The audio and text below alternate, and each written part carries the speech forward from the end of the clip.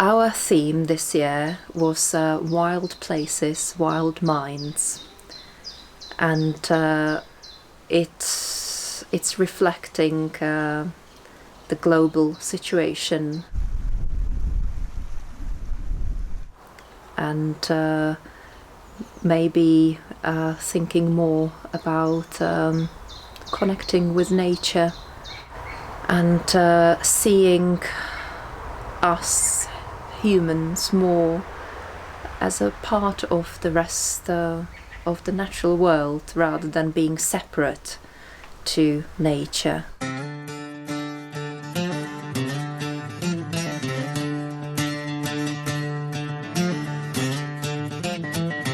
I'm Emir, I'm a woodworker. I make all sorts of rustic wood products. I think actually I was the first one I was invited into after it had already, the initial organisation had already started to happen, so I was quite late into the team. But yeah, I was invited to take part and being a fundraiser for the local community centre, and with a group of like-minded individuals, it seemed like a really great thing to do.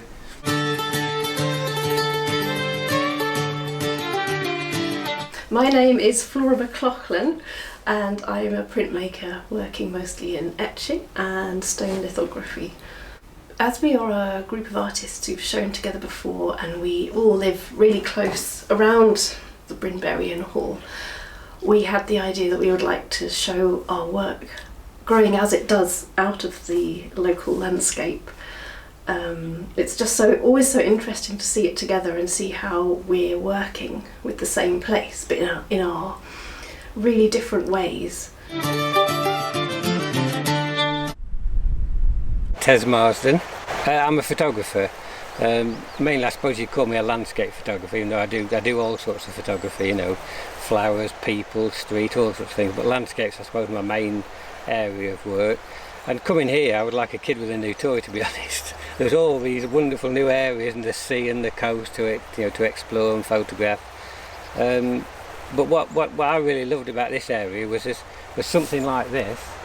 You know, you've got these sort of wild areas hadn't been touched hadn't been touched for over 50 years, and I loved that. Whereas in the Peak District, they're really small pockets of areas like this, and there's far more of that here. And I think about something like this, it's probably never ever been photographed before. My name's Erica. I do lots of work with words and letters and poetry, both in paper cut and print and in paint, amongst other things, always amongst other things.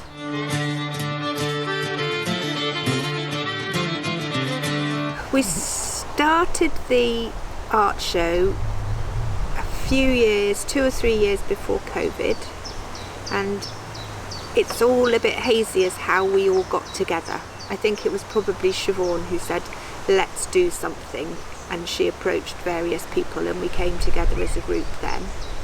We did one in the hall before any renovations in order to raise money for the hall, and then we did another one in the vestry to continue raising money for the hall, and then we had a few years off, and then we came back together this year thinking it was about time we got our act together again and did it again.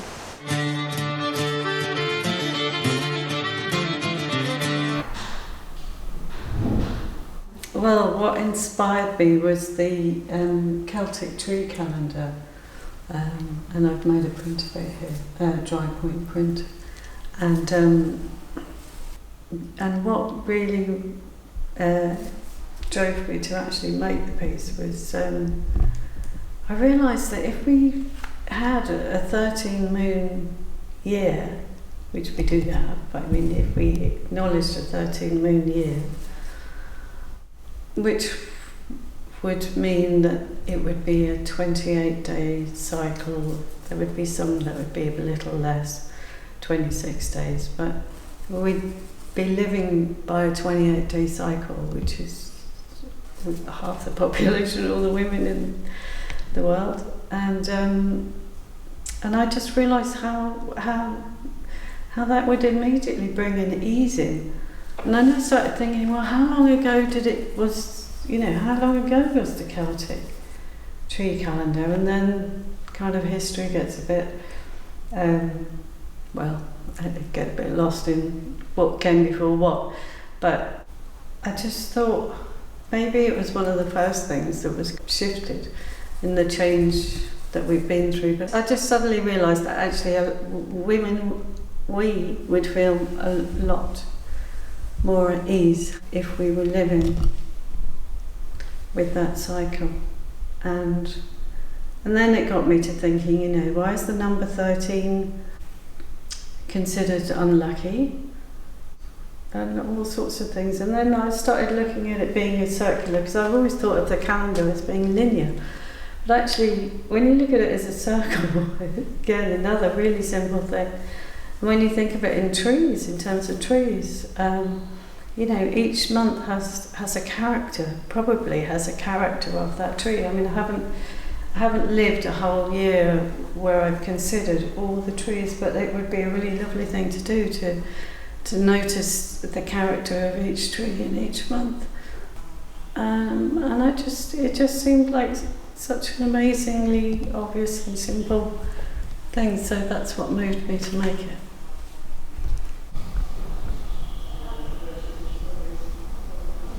So the year starts with the birch. Birch is one of those trees that it's a pioneer tree. It's the first tree to seed itself, and then all the other trees can come in. So that makes sense.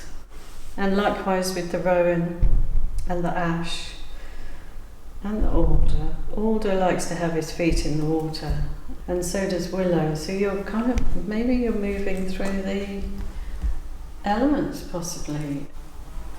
And then at midsummer you've got oak and holly, and the oak king hands over to the holly king at midsummer, as the elder hands over to the birch at the beginning, at midwinter. So I've represented it on the floor because I had this feeling like it needed to ground, and I thought, well, the floor is obvious, but obviously it does come with its problem, things to consider. And then I found all the sticks and worked out the lengths they needed to be, and went around and cut and collected, mostly from my land, which was really lovely. And then I've used the red thread to connect through to the water. So the water in the centre and the centre piece of glass which I made is all about coming into the middle, and coming into the middle of who we are, and the water represents cleansing and healing, and it's what we're all made of, all the trees and us. And yeah, I kind of had a feeling like we might feel more centred and grounded.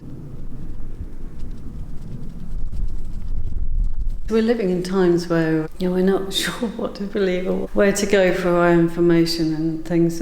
And I've heard people saying, look to the indigenous, the wisdom of the indigenous people. So I've heard a lot of South American native peoples and various other places in the world.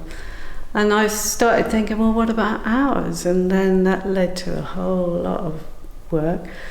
But I realised that this is an indigenous wisdom that we do have, and I was wondering about how it's so hard, how it's difficult to find out how far back this was and how it was when it was lived, and And how the very fact that it's trees is how come we can know it now. So it's just felt like it was time for it to be laid out. Yeah. And the names of the trees you've got in English and in sometimes in Welsh and sometimes in Gaelic, is it? Yeah, I kind of thought maybe it was Welsh, but actually it's not. So some of the Welsh words do sound similar, but it is Celtic. And you've made some other sort of pieces that they're attached to the floor piece, like on the windowsill here. Can you tell us about those? So this is a print to...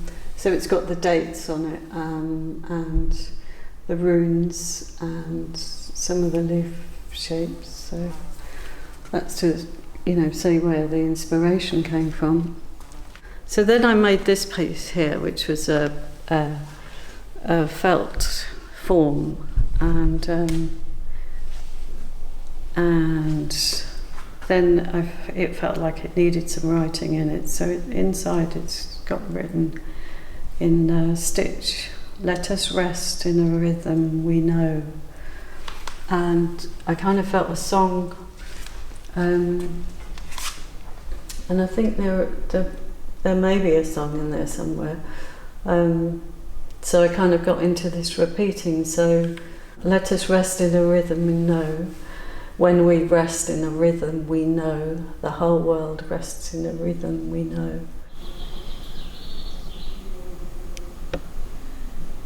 So, so that's a bit more explaining about this, really. So this year we had the idea that we wanted to invite other artists whose work also had an interesting slant on the local landscape, the Preselis, and just see what happened when we put all that work together. And as always, the result was really interesting and wonderful, and seemed to appear overnight like a magical mushroom.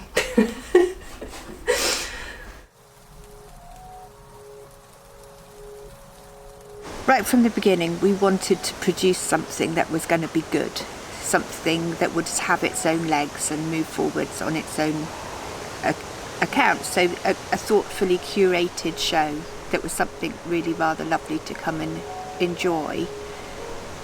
And when we would to put that next to all of the commitment of the village to produce the teas and the cakes and to serve people, it became something that was much bigger than the sum of its parts, really. There was some kind of magic that happened.